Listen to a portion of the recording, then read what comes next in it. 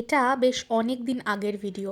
সেদিন ছিল হচ্ছে শ্রী শ্রী মা শারদার জন্মতিথি উৎসব। তো সেই দিন আমাদের বাড়িতে কিন্তু খুব সুন্দর করে ঠাকুরের পুজো করা হয়েছিল। আর দেখো মা শারদাকেও খুব সুন্দর করে সাজানো হয়েছে এবং পুরো ঠাকুরের জায়গাটাই ইনফ্যাক্ট খুব সুন্দর করে সাজানো হয়েছে। আর এগুলো ছিল হচ্ছে আমাদের প্রসাদ।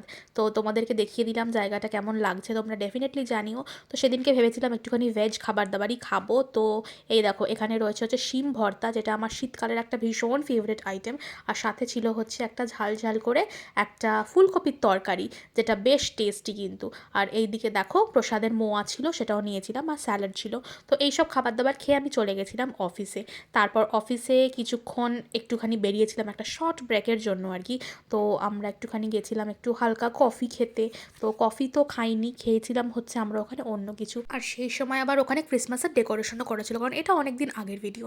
তো আমরা খেয়েছিলাম ব্রাউনি উইথ আইসক্রিম। আর বাড়ি এসে প্রসাদ খেয়েছিলাম, যেটা এসছিল বাড়িতে আর কি, ঠাকুরের প্রসাদ। তো পোলাও ছিল, এখানে ফুলকপির তরকারি ছিল, মায়ের প্রিয় খাবার ভাত আর কলমি শাক ভাজা ছিল, মায়ের যে মেন যে ভোগ প্রসাদ সেটা ছিল, বাঁধাকপির তরকারি ছিল, ডাল ছিল, এছাড়া ছিল চাটনি আর পায়েস। এরকম ভোগ প্রসাদ পেলে কার না ভালো লাগে, তাই না? তো মনটা তো জুড়িয়ে গেল আজকের প্রসাদ খেয়ে। কেমন লাগলো ভিডিওটা জানিও।